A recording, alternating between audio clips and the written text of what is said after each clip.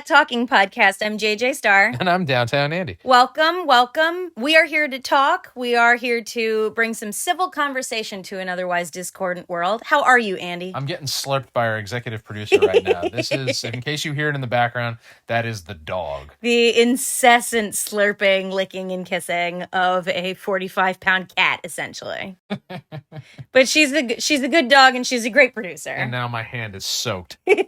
Soaked in slobber. I think that says it all right there. I think we just got ourselves a new fan base. Maybe. The four-legged kind. Yeah. Low to the ground, preferably. So welcome to new and old listeners. You know, we've been getting some listeners. It's mostly me while I'm in the truck. I mean, maybe, but it's pretty cool. Thank you to everyone who's been listening. Anyone new to it, we have some rules here at That Talking Podcast in the tradition of keeping civil conversations civil. Our rules are simple: no judgment, nothing personal, and don't be a dick. Just don't be a dick all around. So we're here to talk. What do you want to talk about? I want to talk about movies. I want to talk about something fun, something we're all into, something that we could go on and ad nauseum about forever and ever and ever. You know, we have a movie date scheduled for this weekend. We do. You had to remind me of that because I completely forgot because I am so scatterbrained thanks to everything that's going on lately. I just, but I do love our movie dates. I really do. Yeah. You have made it so that I can enjoy going to the movies again because for a while, I have said to so many people for so long, I don't see a need to go to the movies. I just don't. I don't want to spend all the money. There's nothing that comes out nowadays that's really all that appealing to me.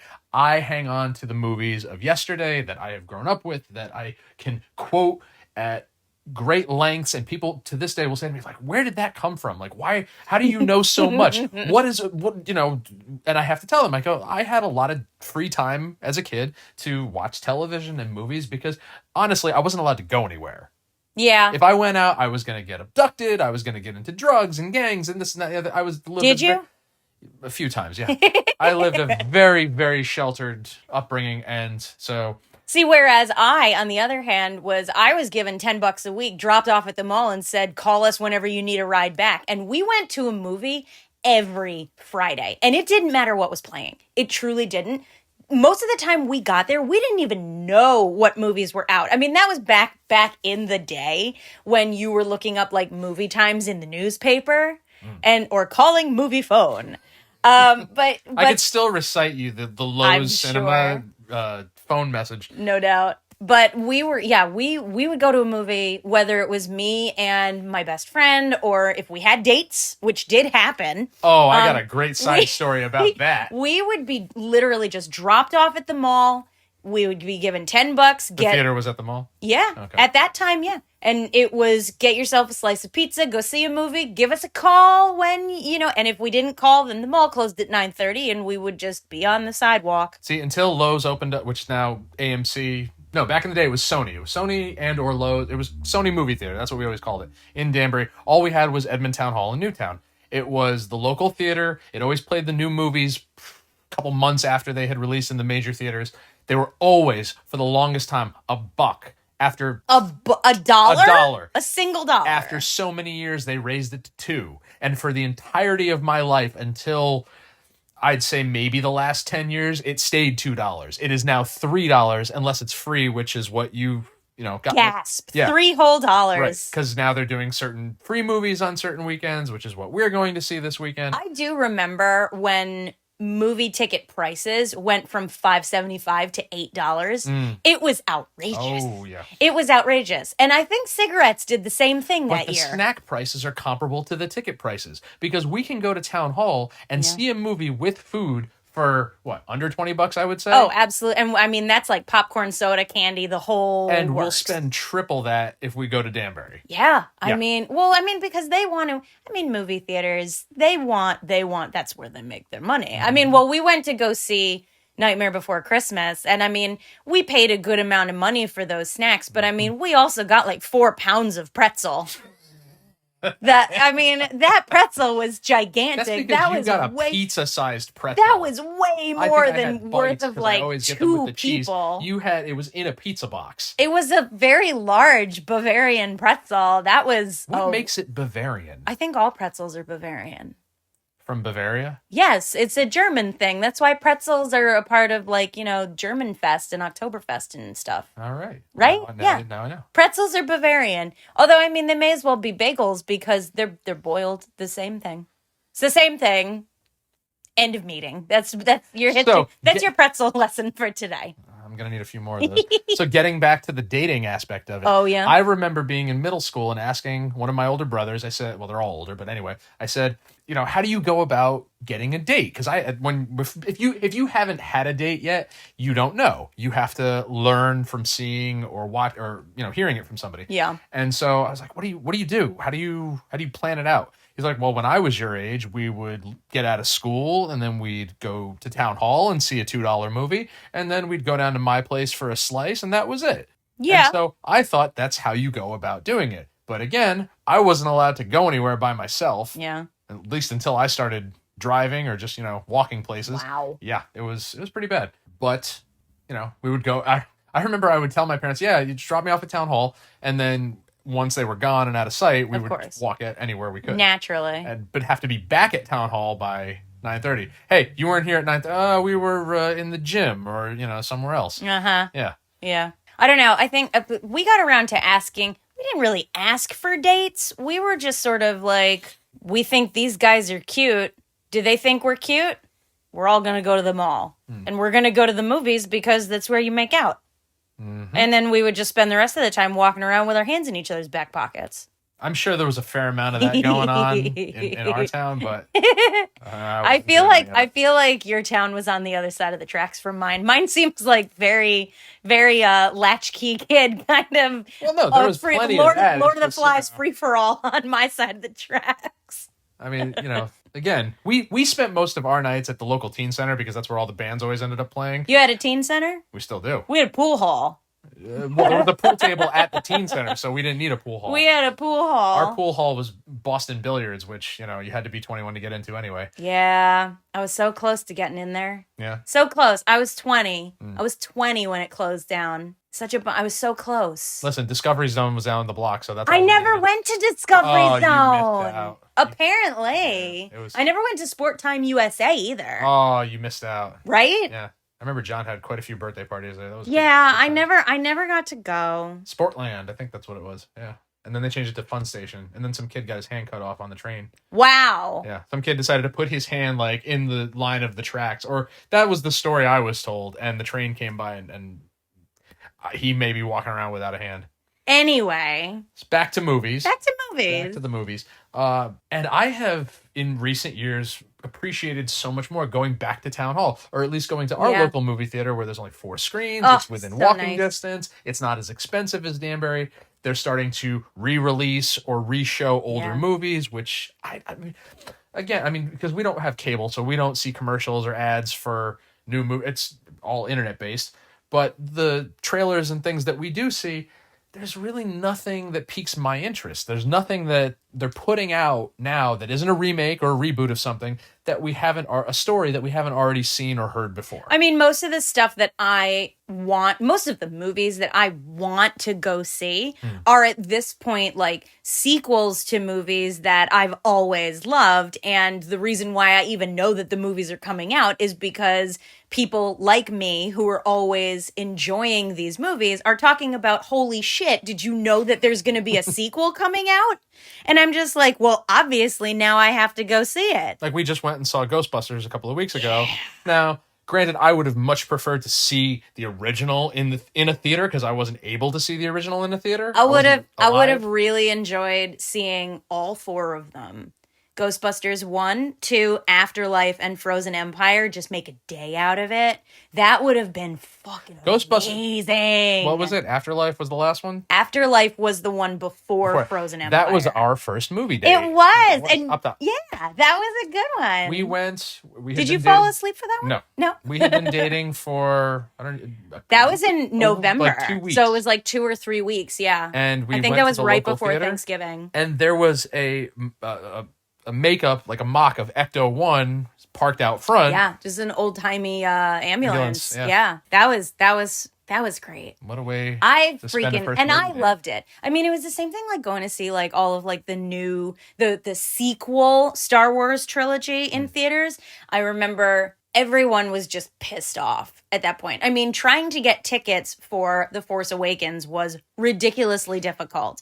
And a friend of mine bought out the entire theater and just sold the tickets to people who wanted because it came out on his birthday. Right. So we basically just had like a huge party at Alamo, and then getting tickets for The Last Jedi was fucking snap because after The Force Awakens, no one wanted to see it but me. See, now, I at least was able, I'm sure you were too, to go and see the original trilogy back in the late 90s before Phantom Menace came out. But you know what? I didn't. No? No, I didn't. I did see all 3 prequels in theaters when they came out, but when they re-released the original trilogy, 4, 5, and 6, I did not go see it. Now, we're not here to talk about Star Wars, what you like, what you don't like, but I will say this, the original trilogy to me, okay, and this is what I want to get into with the rest of this conversation, is something about it where before the special effects and computerized graphics and everything became pretty much what a lot of movies are centered around today, there was an element of acting and storytelling that is largely lost in modern movies, or at least that's my take on it. Because when you think about the original trilogy, you think about Mark Hamill, Harrison Ford, Carrie Fisher, and the presence that they brought to those roles, which you don't necessarily see as much of, or it's not as impactful today. So you don't think that, I mean, not just Star Wars, surely. Right. You think that today movies coming out, have a lack? They're lacking in their storytelling? I don't feel like actors today use enough of the craft or have perfected enough of the craft of acting and employ it in their performance. I can't see that in modern movies compared with movies of the last 3 to 4 decades, even further than that. Do you think that it's the movies that you're seeing, or do you think that it's a generalization? Like, because, I mean, not to badmouth or poo-poo anything, all right, but the only movie that you have really been gung-ho in the time that you and I have been together, the only movie that you have been gung-ho about going to see is Fast 10. You wanted to see that. I did not, but I went along, and now thanks to you, I have to see the rest of it. Well, that's exactly why. You're talking about an entire franchise that has nothing to do with really telling a story or the craft of acting. In my defense of that, specifically about the action. I remember, because I was at an impressionable age when the first one came out, okay? Didn't really care for the second one or much of the sequels, really. But the first one it left enough of an impression to where, okay, I want to follow this story. I want to see what happens. It's kind of like when you and I got together and there were shows that I was watching or wanted to watch, and I didn't expect you to get into them, but you said to me, okay, now I have to see what happens. I don't know what it is about that. It's the same reason why I watched Lost and everything. I had get invested. No interest in watching this, and then ended up watching it over someone's shoulder, and now I have to know what happened. A lot of shows that you've introduced me to, that's the position I took, because I never would have watched them on my own, but once I come home enough times and you've got it on, or I walk into the room and you're watching it, I say, okay, well, I've got enough of it in my ears, in the back of my head, and I'm taking in enough of it to where it's like, okay, now I'm invested. Now I've heard enough of what's going on to be like, oh, what happens next? See, and it's because my go-to, whenever it comes to movies, my go-tos are typically older movies. Mm-hmm, I mean, like, and not just like 80s and 90s, but like I like movies from the 40s through the 60s and everything. Mm-hmm. It's stuff that, my parents used to watch that, of course, I as a child don't really understand, but I'm going to sit on the rug and I'm going to watch them and then see them later as an adult and decide. I mean, my favorite movie of all time, my favorite movies are Psycho, Breakfast at Tiffany's, and To Kill a Mockingbird. My favorite movies of all time are those 3. And it's just, I will always have an affinity for movies like that. At the same time, Did I, in fact, devote a summer to watching the entire Saw franchise? Yeah. And almost got me too. Oh, you That's know another- what? And yeah, but you know what is that I tried to put you through that, and honestly, I realized that I got to a point where I was like, you know what? I really don't want to do this again. I, on my own, was able to watch the first 3, but after that, it's like, okay, it's kind of like the Fast franchise. It's the same thing over and over and over. I don't really need to see what happens past this. You point. don't, but I absolutely avoided these movies for over a decade. I avoided seeing them for over a decade when they first started coming out because I did not want to. To me, that's not the type of horror I'm into. I am not into the gratuitous violence and the gore and stuff like that. But let me tell you, I sucked it up. I went ahead and I watched it and I was like, okay, well now I never have to see it again. And then I kept going and I was like, uh-oh, I'm actually intrigued by where the story is going. And if you can get through the entire franchise, it is actually brilliant. See, I've heard a lot of people say exactly that about brilliant horror in general. And, you know, I feel mostly the same way. But the horror movies that I do enjoy are very specific for specific reasons. There are certain things about, I mean, because you know me, we're very much alike in the sense that we'll watch the same movies over and over and over again because we never grow tired of them. Yes. And the horror movies that are in my DVD collection, as you'll see me rewatch, it was either that I saw it at an impressionable time, or there's just something about it that speaks to me. Like, I don't really like older horror. I just don't like horror in general. But the remake of Dawn of the Dead, I'll watch that all day, every day. Yeah. I don't know what it is. Maybe it's the cast. Maybe it's the way it was filmed. Something about it. I like that. Okay. And then my favorite movie of all time is The Crow, the original Crow. Sexy. I will probably see the remake just because I want to see how it differs from the original. I worry about it. I'm nervous. But every aspect of that movie, from cast to crew to aesthetic to storytelling, it's beautiful. It was at a point I saw, because my brother always had the poster in his room, and so like you did at that time. If you could see pictures of my bedroom at my parents' house, no doubt, posters floor to ceiling. Same. And so that is the be all end all of movies for me. Now that's not the only. I mean, I have a list here that I could go on at length talking about, that I could rewatch on any given day. And like you just said, there were certain movies that I waited and waited and waited, basically because I was just lazy and the opportunity had never come up. But like The Godfather, for example, people would say, "You've never seen The Godfather? How are you an Italian who's never seen The Godfather?" And then one day, within, I want to say, the last 5 years, I put it on. And within the last 5 years? Maybe 5 to 7, I'd say. And thought to myself, how have I gone this long? This is actually a lot better than I anticipated. I just saw it for the first time when you showed it to me last year. I'd literally never seen it before, and you showed it to me last year. You showed me 1 and 2. And it's actually been preserved because of its cultural and historical relevance. I'm honestly just glad that I don't have to watch it again. Although you have put it on again since then. And it's not even because of the memes, it's not because of the quotes, it's because sometimes I just want to watch that movie. I just want to watch it in its sequence and just be entertained. Someone put a bullet in his eye. That's the second one. Okay? And we could do an entire series on the second one because everyone's got something to say about the second one. Yeah. So, what are some of the movies that you didn't think you were going to like but actually ended up loving? Oh, God. I'm not going to say Saw. I'm not going to say it. I will tip my hat 5,000 times to the writers. I will. I will absolutely tip my hat 5,000% to the writers. Movies I didn't think I would really enjoy. You ready for this? Yeah. The Expendables. Yeah. That I think they're fucking hilarious. I could watch the 3 Expendables movies, and because I do not like action movies. I'm not a fan, which is why I didn't want to see Fast and Furious, but fine. Yeah, Jason Momoa did it for you. Yeah, Momoa did do it for me. I will say that. I think that's the only reason he's in there.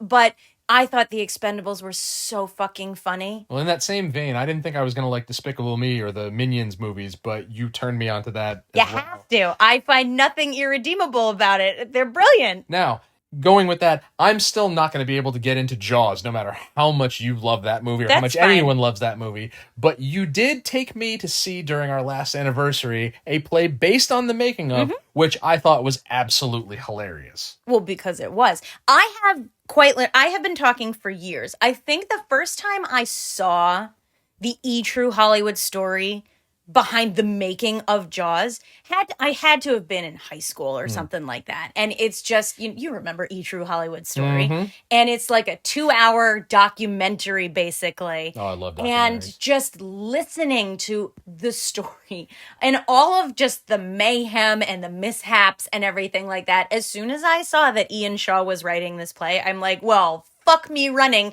We must see this. And it premiered, I think in Scotland. And as soon as I saw it was coming to New York, have to go see it. Wait a second. Have to go see it. I was so ecstatic that it was coming to America. You don't like action movies? Not particularly. How do you no. explain Indiana Jones 3 then? That is see, okay, so action movies, right? Like crash and burn disaster movies and stuff like that. That kind of action. Okay. Adventure movies. Totally okay. different. That is an adventure. Absolutely.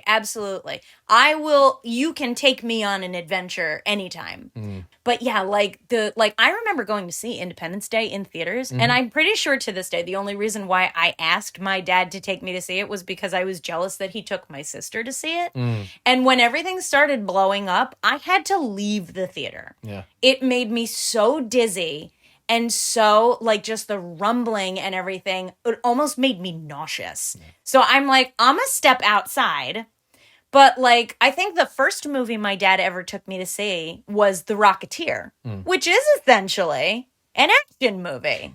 And I fucking love The Rocketeer. Make fun of me all you want. I don't give a shit.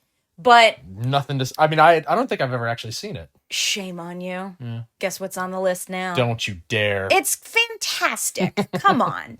I mean, with the exception that as a young child, I did develop a crush on Timothy Dalton, who played a Nazi in this movie. See, and I was very much like, as I grow up, I realized that was a poor choice to make. It sounds like you have some pretty vivid memories of where you were when you saw movies, when you saw them, how you saw them, how you were feeling when you saw them. Yeah. I have vivid memories of every time we went to town hall and all the movies that I saw when I was younger. Yeah. When, because it was only one movie at a time. It's not like they were playing 3 or 4 in a weekend. Right. It was just one for literally the whole week. Right. And they would just rotate them out. And I remember seeing Mrs. Doubtfire when it came out. When it was new? When it was new. Neat. I remember seeing, I think, Forrest Gump. I remember seeing Deep Impact. I remember seeing, because, again, we didn't get the Danbury movie theater. Was Deep Impact the one that you made me watch? Yes. Yeah, with Taya Leone. And Morgan Freeman. Was Morgan Freeman in that? Morgan Freeman was the president. Oh, you're right. Yeah. Morgan Freeman.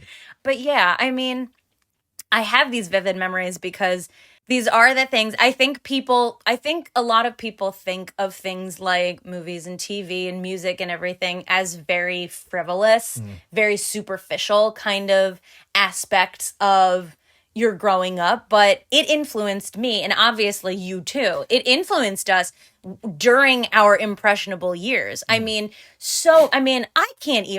cannot begin to tell you how movies and music especially have actually quite literally developed my sense of what kind of life I want to have. And not just I see a rich person in the movies and I want to be rich. I have an emotional reaction to things because I remember what it was like when I was first, exposed to these things and everything. And I remember how that feels, and it's in my guts and in my heart now and everything. And it is, influencing the way that my life has evolved because I have wanted it to go that way. And I think that is that's my favorite part. That's what brings me back to the movies that mean so much to me. That's why I watch My Little Pony all the time. So, in that same vein, I mean, obviously, for those who don't know, I grew up a huge Mighty Morphin Power Rangers fan. I had all the toys and, the clothes and everything. And I remember when the first movie came out, it was the big thing, and my brother took me, and I was so excited and everything. But then the second movie came out, and it's infinitely worse than the first one. Okay, I'm sorry. Actually, I'm not really sorry, but it's infinite. Just it's a bad story, bad everything. But I had to see it because I was a fan. And I remember that day like it was yesterday, and I could not get anyone to take me on opening day. Could not. I was How old were you? 9, I think. Aww. And I was so upset. But lo and behold, the last showing was at either 11 or midnight that night. And my mother actually took me. Good woman. To Sony, Lowe's, whatever, at the time. And we were the only ones in the theater at 11 o'clock at night. We didn't get out of there until, 1 in the morning, That's whatever pretty it rad. was. And I made her sit front row. Oh, So our necks were killing us by the end of that.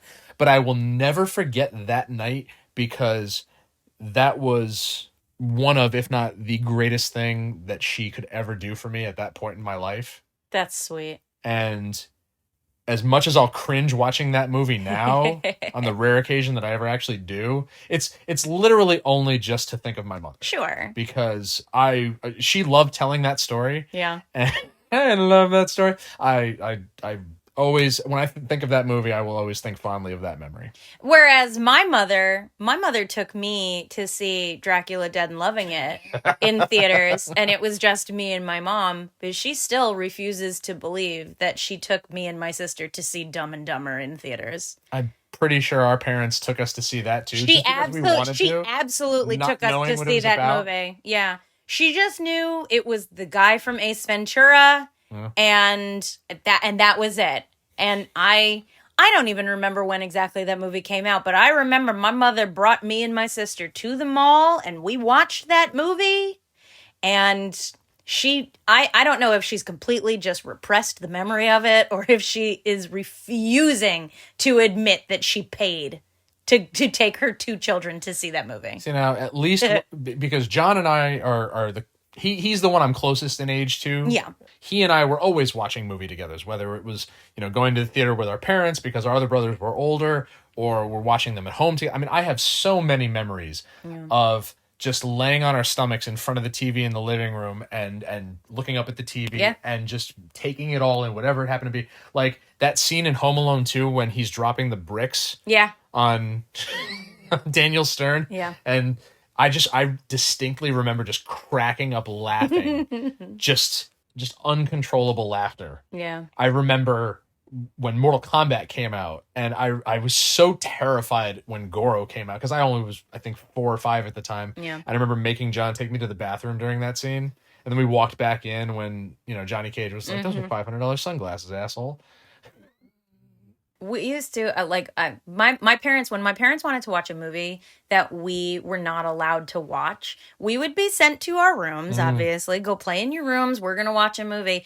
But I would sneak very quietly to the end of the hallway and just sort of stand at the corner of where the hallway and the living room met and everything. And just one eye around the corner, just watching the movie. And I did that accidentally. I say accidentally. I don't know why I did, but they were watching Jurassic Park, and it was Which one did you? it was the part where with the cow. Oh yeah. And I was like, "Oh, I've made a terrible mistake," and just ran back to my room. I was like, "Well, I learned my lesson." See, I remember fighting Dad tooth and nail on letting me watch A Few Good Men. Now, mind you, one of my favorite movies ever. Start to finish. I mean, you concur that Aaron Sorkin is an excellent writer. He's a genius, yes. And one of my favorite movies ever. But he was adamant about getting me out of the room, but inevitably just gave up because he got tired of arguing. Yeah. And I was that annoying kid who had to ask what everything meant and, why did this happen? Why did they say that? Yeah. it didn't hit me until years later that there was a blowjob reference in there. There like is? midway when Jack Nicholson's like, if you haven't gotten a blowjob from a superior officer, you're letting the best in life pass you by. So that one went right over my head. Boy. And now I can see why I wasn't supposed to be, because there wasn't anything, like in the opening scene when they accidentally kill the guy, like there was nothing graphic about it really, other than, because it was dark. You weren't able to see very much. Dialogue wise and storytelling, I mean, that's a great movie. There are a lot of them. I mean, I remember when I was first allowed to watch rated R movies at home and everything. It was like language, but no sex. Like I was allowed to watch My Cousin Vinny, but not Pretty Woman, because Pretty Woman was about hookers. And, I guess my mother just, understood the kind of influence movies had on me. But I'm glad I'm able to watch them now, and I'm glad I'm able to watch them with you. Yeah, because we're grown-ups now, and we can make those decisions. We can do whatever we want.